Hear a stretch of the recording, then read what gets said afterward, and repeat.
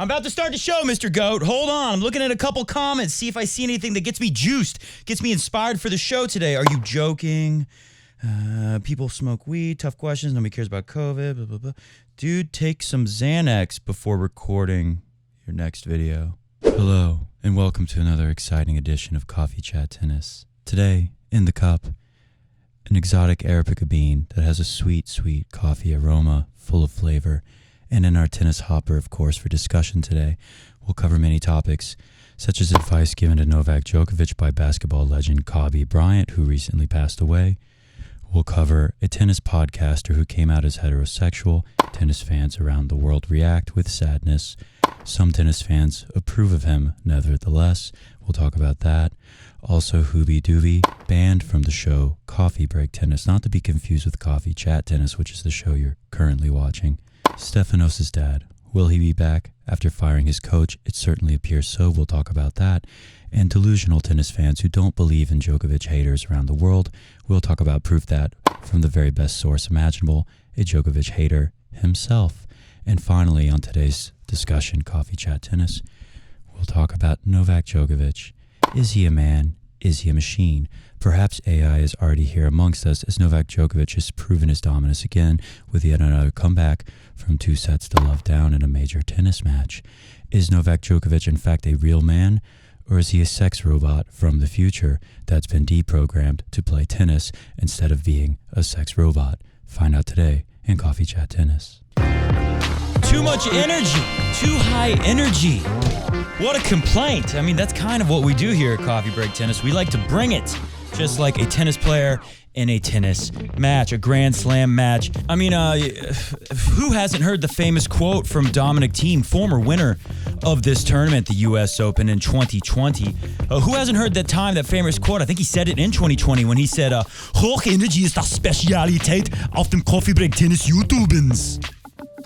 Anyways, I tricked you. It's a Coffee Break Tennis podcast today. I actually shot that intro on Saturday before my band was about to play somewhere in North Georgia, kind of far away.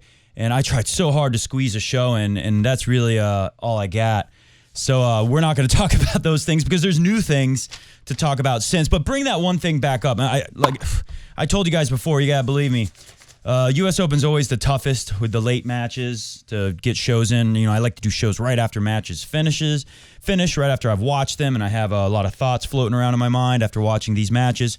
But we're just doing our best with the US Open, and I am busier than any year before since we started back in 2017 doing Coffee Break Tennis.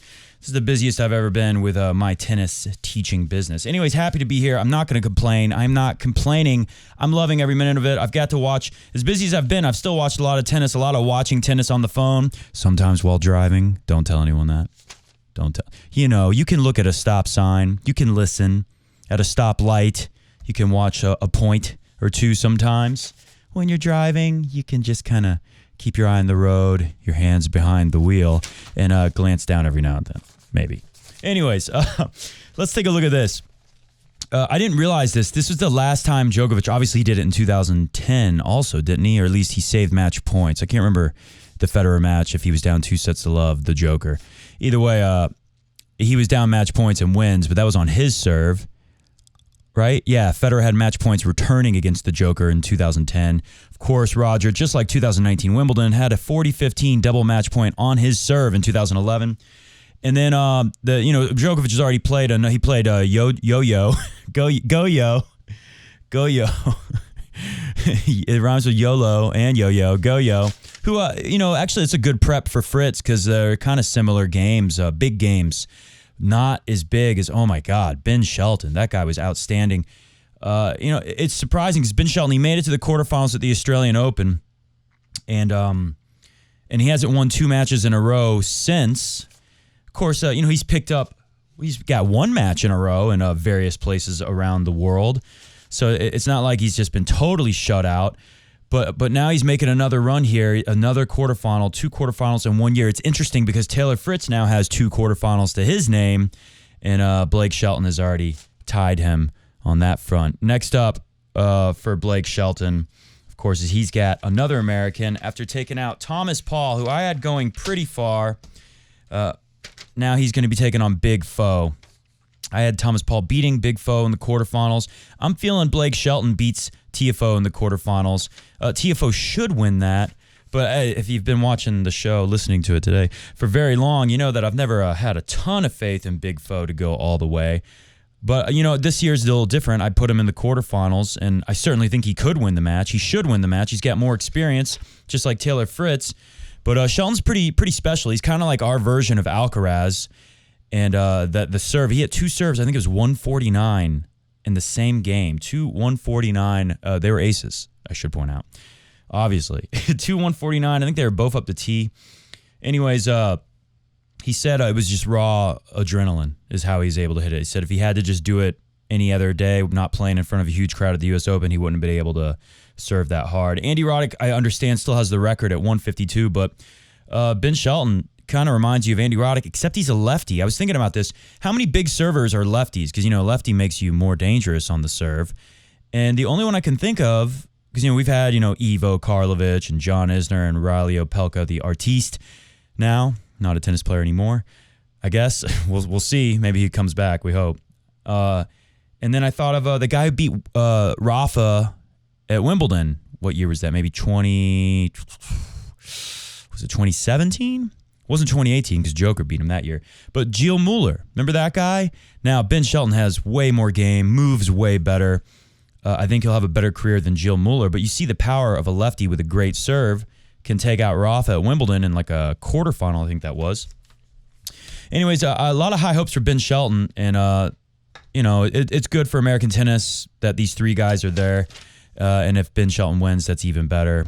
I guess it's good for TFO too, for American tennis. But Ben Shelton, I think he has even more potential star power than TFO, mainly just because of that big game, Like Roddick was such a famous tennis player just on the one shot. He had a great game. It worked so hard. But, a lot of people wanted to go see that Roddick serve in action. Now you might be saying, Matt, well, why didn't more people want to see John Isner? I think John Isner was a decent draw, even though, his game, you could say, is more boring than watching Andy Roddick. I think Isner's game was pretty interesting towards the end of his career because he did so much to maximize his potential and, develop his net game and figure out everything he possibly could to get the most out of his career. But I think everyone wanted to see Andy Roddick. You knew it would be an exciting match. You knew he was going to work really hard. And you knew that he was going to hit these bomb serves. So I think Ben Shelton, just because he has that massive serve weapon, that can make him a bigger star. I was talking about this graphic. It's still on the screen. Laszlo Djere was playing great in that match. I saw almost that entire match. Laszlo Djere was playing great.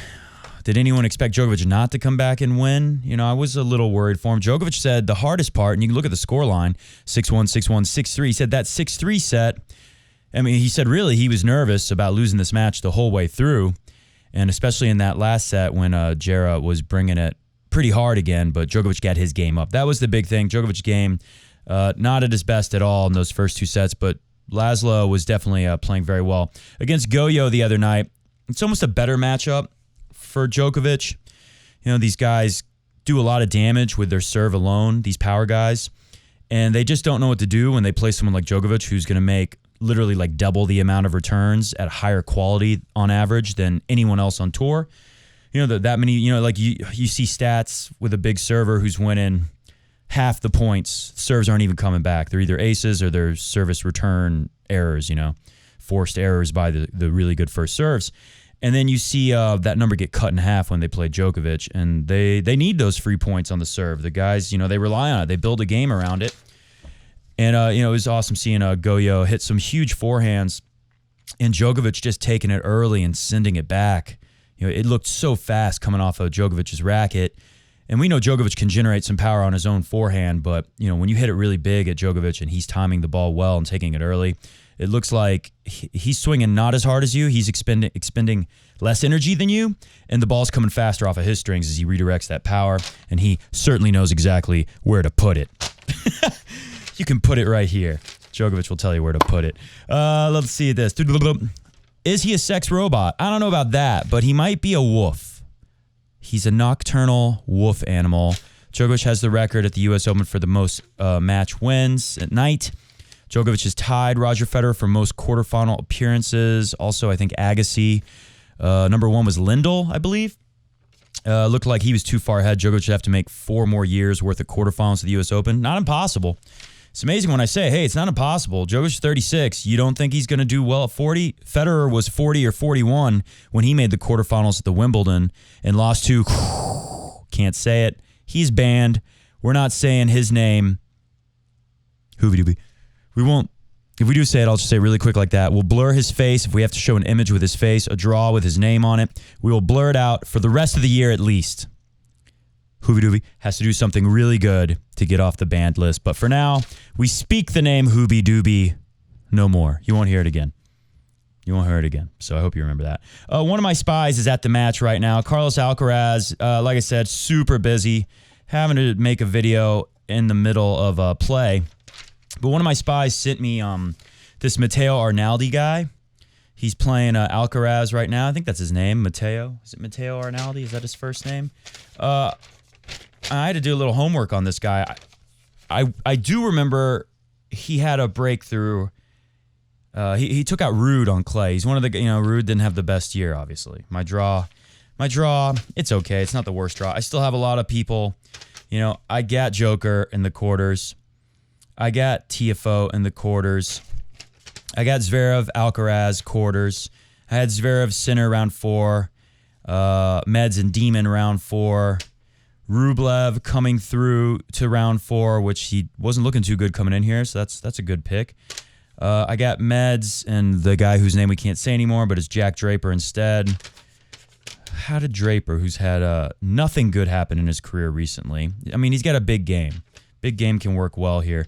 Anyways, but how did Draper take out the guy whose name we speak no more? So, I got a lot of the big players where they are. I said Shelton comes through Rune if Rune isn't healthy. I don't think Rune is healthy. Rune fired his coach, by the way. Alcaraz up a set and a break. He was up with a bigger lead than that. Looks like he's about to make it 5-3 in the second set, but now we're at deuce. He misses a backhand in the net. Come on, Carlitos.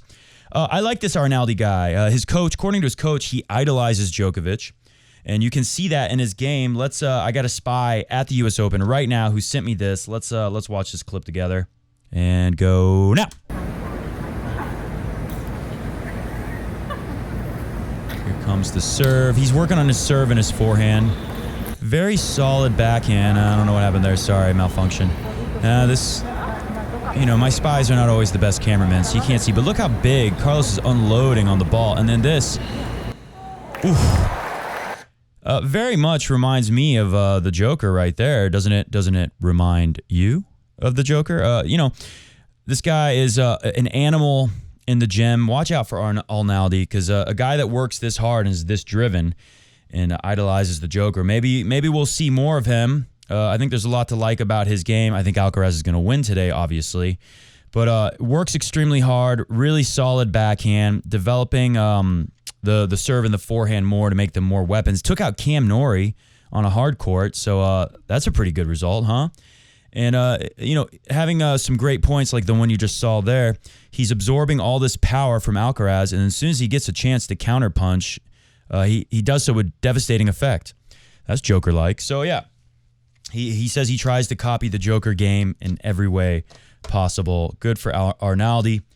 And if he keeps working that hard, the coach said when he first started working with him, he saw him running during the COVID in 2020. He saw him running in the rain, just running his buns off, working hard in the rain. And he said, hey, a guy that works that hard, I have a lot of belief in him. Anyways, like I said, we don't have a lot of time, but let's look at this. Coming up, Fritz Joker, 7-0 record for the Joker. Will he be able to do something against the Fritz? I mean, will the Fritz be able to do something against the Joker? It's hard to beat a good player over and over again, but like with Goyo, I think, and Fritz has been close, that Australian Open when Djokovic had some kind of injury. Can't remember what was bothering him then, but he had, something hurting him. And Fritz was so close. Fritz is going to have the home crowd really on his side. But remember when Djokovic, and hit the music because we got to get out of here soon. I'm sorry. Doing the best I can. We'll have more time to talk tomorrow or Wednesday morning. Maybe both. Squeeze in as many as I can. But where was I? He's been so close, and it's hard to beat a player so good so many times. But like I said, maybe this is what Joker needs. Because remember when he lost to Medvedev, the crowd was like on his side when he went for all 4 in 1 year, 2021 in the final, and Medvedev took out Joker in straight sets, and Joker had the crowd with him, and it was like a different energy. I feel like if the crowd would have been against, and I think Joker was so drained. He did so much that year. He had just gone. They're sticking sticks up his nose, testing him for COVID every 5 seconds in Tokyo, Japan, to play those Olympics. Didn't go well. Must have been, so hard to go out there, play in that humid conditions, and then go to the US Open after that. He had that long match with Zverev that was very draining right before the final. Went late into the night. Medvedev had the day match. We'll see if Joker gets the night match. I'm kind of hoping he gets the day match because I have a ticket to the day match semifinal this Friday. I'll be there, so hoping I see Joker. But anyways, maybe this is what he needs. Maybe Joker needs to play an American and have the crowd very much against him. Of course, I think, if he wins, Joker's going to get Shelton or TFO. So he's going to have semifinals and quarterfinals where the crowd is against him. And we know what happens when the crowd is against Novak Djokovic. They're going to supercharge him. And maybe that's going to be what he needs to win this thing. I think he's going to get the respect he deserves from the crowd, especially in the final. It will not be an American. It'll be Zverev, it'll be Alcaraz, it'll be Meds, or it'll be Draper. So in the final, he'll get the respect he needs. Hopefully he'll have easier matches with these guys. But you never know. It's hard to beat someone 8 times in a row who's talented like Taylor Fritz is, even though I hate to say it. But he is a talented player. And TFO, Shelton... do you really expect TFO to beat Joker? No, not at all. Shelton, it's too early. The big serve, when it comes back as often as it is going to against Djokovic if they meet. Same goes for Fritz. It's going to be so hard for them. I can't believe I'm saying this. If I had to pick one of them to be the biggest threat to Joker, I might go with Fritz. Maybe Shelton just plays incredible, lights out. He has so much firepower. If everything just goes in, he just swings away and feels like he has no chance to win. You could see that being dangerous. Tifo's so athletic. I don't know. It's between Fritz and TFO as being more dangerous, but it's hard to imagine Djokovic losing to either of these guys. So I see our Alcaraz-Djokovic final still happening. The only person I think who could shut it down is Zverev. I think Zverev looks very good. He maybe could get Carlos this time. And don't forget, Medvedev too. We'll give him a shot, but I'm putting Zverev ahead of Medvedev. We will be back very soon, maybe tomorrow morning, if not tomorrow, the next day. See ya!